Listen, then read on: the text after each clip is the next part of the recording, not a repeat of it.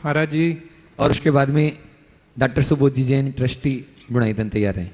महाराज जी, संपूर्ण जैन समाज सतना की ओर से 3 बार नमोस्तु नमोस्तु नमोस्तु। आशा है कि आपके पावन चरण जल्दी हमारी धरा को अनुग्रहित करेंगे।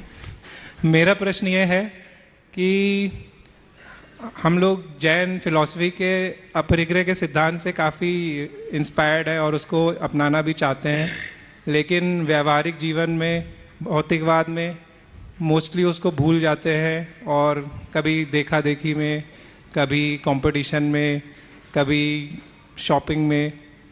तो कैसे उसको मतलब अपने जीवन में मतलब एक पार्ट बना ले उसका।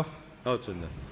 देखिए, अपरिग्रह के संदर्भ में हमें थोड़ा व्यापकता से समझने की जरूरत है। एक बार एक युवक ने एक सवाल किया कि महाराज जी, मैं जैन धर्म के सभी सिद्धांतों से बहुत प्रभावित हूँ, लेकिन अपरिग्रह के आदर्श को देखकर थोड़ा सा मन में कुछ संकोच होता है कि अगर हम लोग अपरिग्रह के आदर्श को अपना लेंगे तो हमारी ग्रोथ कैसे होगी, हम बहुत सीमित हो जाएं, और जब हमारे पास पैसा ही नहीं होगा तो हम करेंगे कैसे।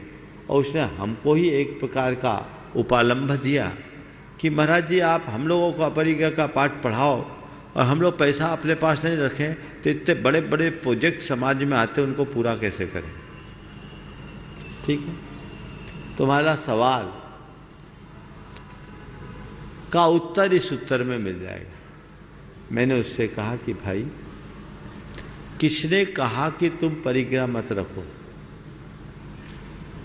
जैन धर्म में अपरिग्रह के संदर्भ में 2 दृष्टियां, एक पूर्ण अपरिग्रह और दूसरा सीमित परिग्रह।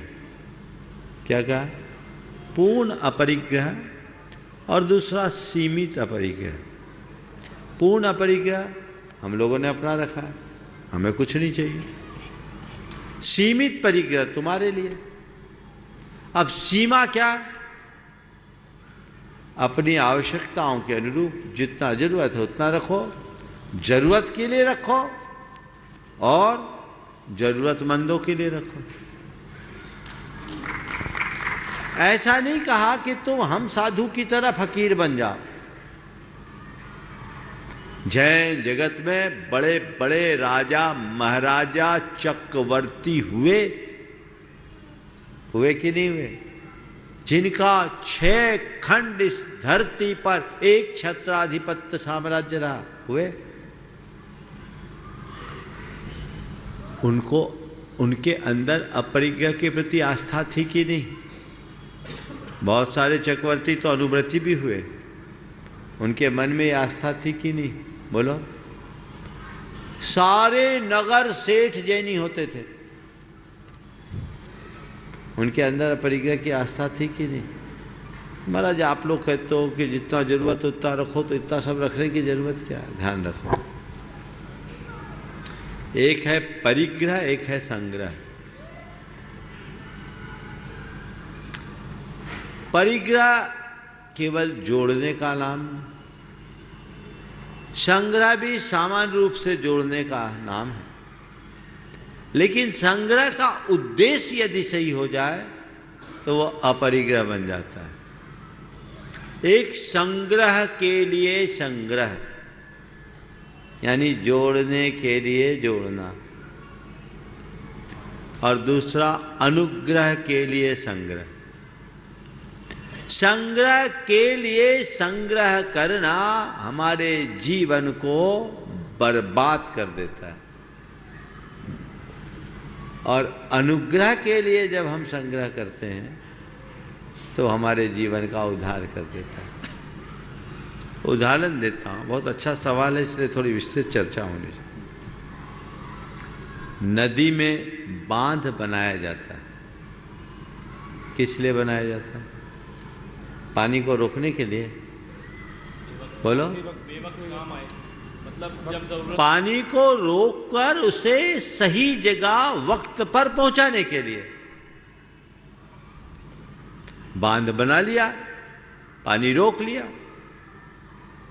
अगर बांध न बनाए तो पानी वेस्ट हो जाएगा। हमने बांध बनाकर पानी को रोका, लेकिन पानी रोकने के लिए, पानी को रोके रखने के लिए बांध नहीं बनाया। बांध बनाने के साथ उसमें गेट भी बनाए और उनके साथ नहरों को भी जोड़ा और उसके माध्यम से पानी को वहां डाइवर्ट कर दिया जहां उसकी जरूरत है। तो धन को जोड़ना एक प्रकार के बांध का निर्माण करना है और बांध बनाकर दान धर्म आदि के माध्यम से जनता का अनुग्रह करना है। तो ये सही है, लेकिन बांध बनाकर रोक के रखो तो विप्लव के लिए तैयार रहना होगा, फिर सब बर्बाद होगा, सर्वस्व नष्ट होगा, इसे कोई रोक नहीं सकता। इस समझ को अपने अंदर विकसित कर लो तो कोई कठिनाई नहीं। समझ गए? अब बात आती है तुम्हारी मूल बात की। आज कंज्यूमरिज्म का युग है। पुराने लोग पैसा कमाते थे और बचाते थे। क्या करते थे? पैसा कमा के बचाते थे और बचाने के बाद क्या करते थे? सही जगह लगाते थे। तभी छोटे छोटे गांवों में हमने देखा 4-4, 5-5 घरों की बस्तियां और विशाल उत्तुंग जिनालय बने ना। कमाई के साधन अल्प होने के बाद भी उन्होंने लगाया, क्योंकि कमाया, बचाया और लगाया। और आज क्या कर रहे हैं? कमाया, खाया और गंवाया, बचाया कहाँ? वेस्ट है। तुमने किसी भी वस्तु का ऐड देखा, ले आए, जरूरत नहीं है तो भी ले आए। आज तुम जैसे यंगस्टर बोलो अनावश्यक चीजों का संग्रह करने का त्याग करो, अनावश्यक व्यय से बचो, जो है आवश्यक, जितना है आवश्यक उसे बचा के चलो। बहुत सारा रास्ता प्रशस्त हो सकता है और हम अपने जीवन को सकारात्मक दिशा में आगे बढ़ा सकते हैं।